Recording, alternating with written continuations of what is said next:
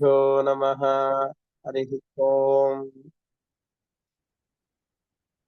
यत्पादोदकसञ्चयः सुरनदी मुख्यापगासादिता असङ्ख्यानुत्तमपुण्यसङ्घविलसत् प्रख्यातपुण्यावहः दुस्तापत्रयनाशनो भुवि महावन्ध्या सुपुत्रप्रदो व्यङ्गस्वङ्गसमृद्धिदोग्रहमः पापापहः तं ಶ್ರಯೇ.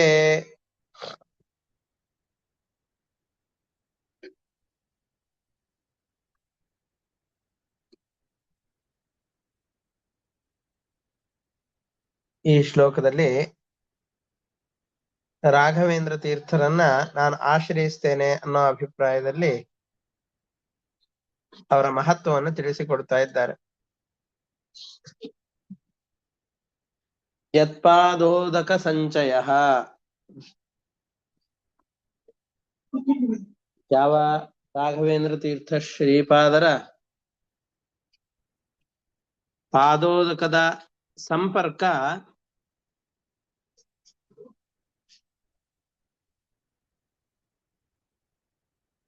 ಸುರನದಿ. ಸುರನದಿ ಅಂತಂದ್ರೆ ದೇವತೆಗಳ ನದಿಯಾದಂತಹ ಗಂಗಾ ನದಿ. ಮುಖ್ಯಾಪಗ,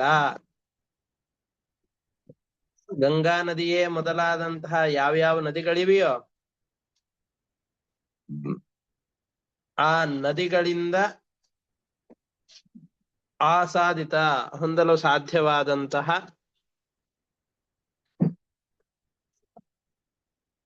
ಅಸಂಖ್ಯ ಅನುತ್ತಮ ಪುಣ್ಯ ಸಂಘ ವಿಲಸತ್. ಅಸಂಖ್ಯ, ಎಣಿಸಲು ಸಾಧ್ಯವಾಗದ ಉತ್ತಮೋತ್ತಮವಾದಂತಹ ಪುಣ್ಯಗಳ ರಾಶಿಯನ್ನ ತಂದು ಕೊಡುತ್ತದೆಯೋ. ಅಂದ್ರೆ ಗಂಗಾದಿ ತೀರ್ಥಗಳಲ್ಲಿ ಸ್ನಾನ ಮಾಡಿದರೆ ಆ ತೀರ್ಥಗಳ ಪ್ರಭಾವದಿಂದಾಗಿ, ಆ ತೀರ್ಥ ಸ್ನಾನದ ಪ್ರಭಾವದಿಂದಾಗಿ ಪಾಪಗಳು ಪರಿಹಾರವಾಗತ್ತೆ ಅನ್ನೋದನ್ನ ನಾವು ತೀರ್ಥ ಪ್ರಬಂಧ ಗ್ರಂಥದಲ್ಲಿ ಅಧ್ಯಯನ ಮಾಡಿದ್ದೇವೆ. ಹಿಂದಿನ ಪಾಠವಾದಂತಹ ಗ್ರಂಥವೇ ತೀರ್ಥ ಪ್ರಬಂಧ. ಆ ತೀರ್ಥ ಪ್ರಬಂಧ ಎಂಬಂತಹ ಗ್ರಂಥದಲ್ಲಿ ಇದ್ರ ಬಗ್ಗೆ ವಿಶೇಷವಾಗಿ ಅಧ್ಯಯನ ಮಾಡಿದ್ದೇವೆ. ತೀರ್ಥಕ್ಷೇತ್ರಗಳ ಸಂಪರ್ಕದಿಂದಾಗಿ ಎಷ್ಟೆಷ್ಟು ಆಪತ್ತುಗಳು ಬರಬಹುದು, ಪುಣ್ಯಗಳ ರಾಶಿ ಬರುತ್ತೆ, ಇವೇ ಮೊದಲಾದಂತಹ ವಿಷಯಗಳ ಬಗ್ಗೆ ನಾವು ಗಮನಿಸಿದ್ದೇವೆ.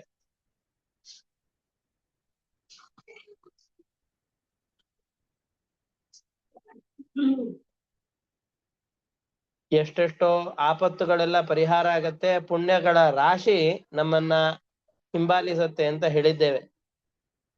ಅಂತಹ ಪುಣ್ಯಗಳ ರಾಶಿ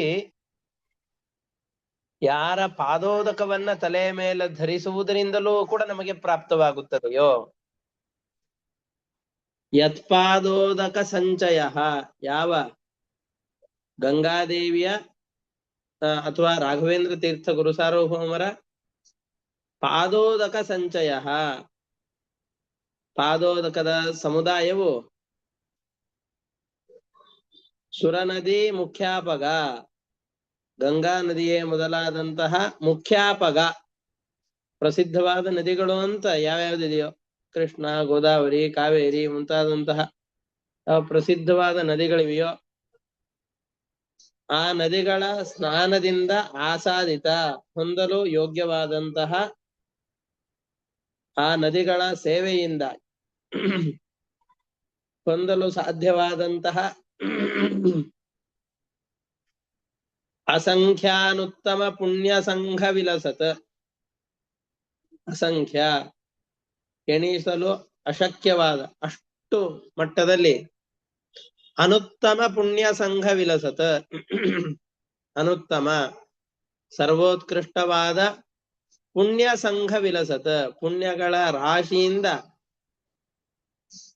ಹೊಳೆಯುವಂತಹ ಪ್ರಖ್ಯಾತ ಪುಣ್ಯಾವಹ, ಪ್ರಸಿದ್ಧವಾದ ಪುಣ್ಯಗಳನ್ನು ತಂದು ಕೊಡುತ್ತದೆಯೋ?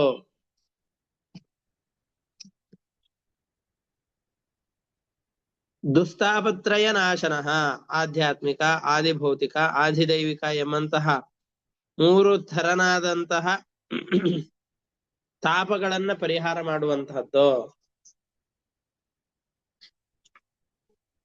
ಭುವಿ ಮಹಾ ವಂದ್ಯಾಸುಪುತ್ರ ಪ್ರದಃ, ಇವಳಿಗೆ ಮಕ್ಕಳೇ ಆಗೋದಿಲ್ಲ ಅಂತ ಲೋಕದಲ್ಲಿ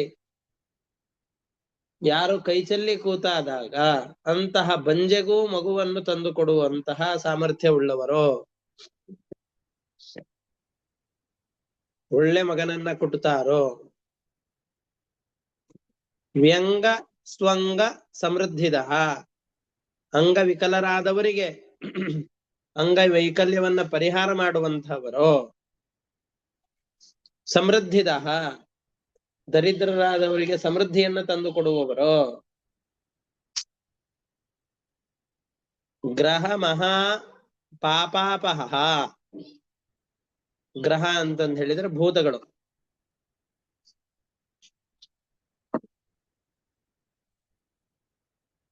ಭೂತಗಳ ಆವೇಶವನ್ನ ಪರಿಹಾರ ಮಾಡುವಂಥವರು.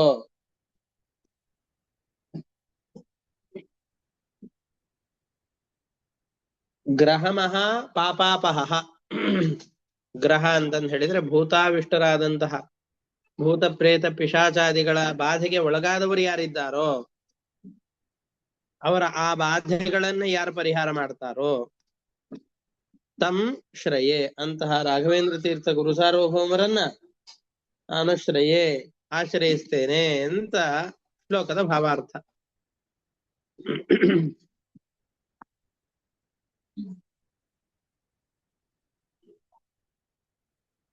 ಇನ್ನೊಮ್ಮೆ ಈ ಶ್ಲೋಕದ ಭಾವಾರ್ಥವನ್ನು ಹೇಳ್ತೇನೆ. ಯತ್ಪಾದೋದಕ ಸಂಜಯ ಸುರ ನದಿ, ಯಾರ ಪಾದೋದಕದ ಸ್ವೀಕಾರವು, ಯತ್ಪಾದೋದಕ ಸಂಜಯ, ಯಾವ ಪುರುಷನ, ಯಾವ ರಾಘವೇಂದ್ರ ತೀರ್ಥ ಗುರು ಸಾರ್ವಭೌಮರ ಪಾದೋದಕದ ಸೇವನೆಯು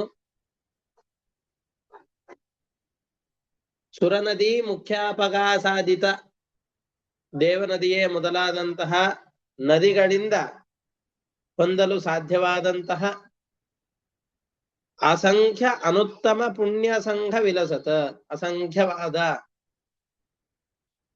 ಅನುತ್ತಮ ಸರ್ವಶ್ರೇಷ್ಠವಾದ ಪುಣ್ಯ ಸಂಘ ವಿಲಸತ, ಪುಣ್ಯಗಳ ರಾಶಿಯನ್ನ ಅವರನ್ನ ಸೇವಿಸುವ ಭಕ್ತರಿಗೆ ತಂದು ಕೊಡುತ್ತದೆಯೋ.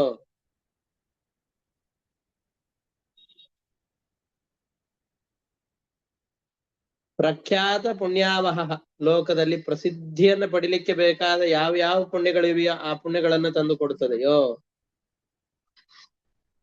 ದುಸ್ತಾಪತ್ರಯ ನಾಶನಃ, ನಮ್ಮ ತಾಪತ್ರಯಗಳನ್ನ ಪರಿಹಾರ ಮಾಡುವಂತಹದ್ದು.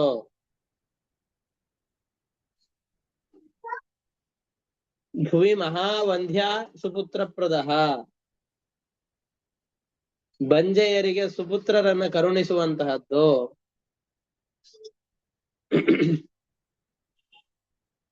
ವ್ಯಂಗ ಸ್ವಂಗ ಸಮೃದ್ಧಿದ, ವ್ಯಂಗ ಅಂಗವಿಕಲರಾದವರಿಗೆ ಅಂಗವೈಕಲ್ಯವನ್ನು ಪರಿಹಾರ ಮಾಡುವಂತಹದ್ದು.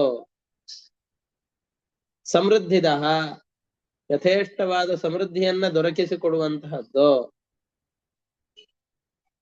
ಗ್ರಹ ಮಹಾಪಾಪಾಪಹ, ಭೂತ ಪ್ರೇತ ಪಿಶಾಚಾದಿಗಳ ಬಾಧೆಯನ್ನ ಪರಿಹಾರ ಮಾಡುವಂತಹದ್ದು.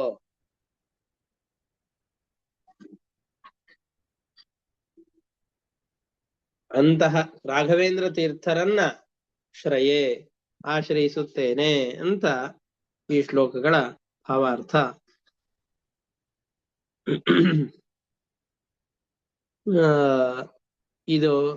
ಇದರಲ್ಲಿ ಏನಾದ್ರೂ ಸಂಶಯಗಳಿತ್ತು ಅಂದ್ರೆ ಕೇಳಬಹುದು. ಹರೇ ನಮಃ. ಶ್ರೀಕೃಷ್ಣ ಅರ್ಪಣಮಸ್ತು. ಈ ಒಟ್ಟಾರೆ ಇಂದಿನ ಪಾಠ. ಗುರುಗಳೇ, ಕೇಳಿ ನಿನ್ನೆ ನೀವು ಪ್ರಬಂಧನ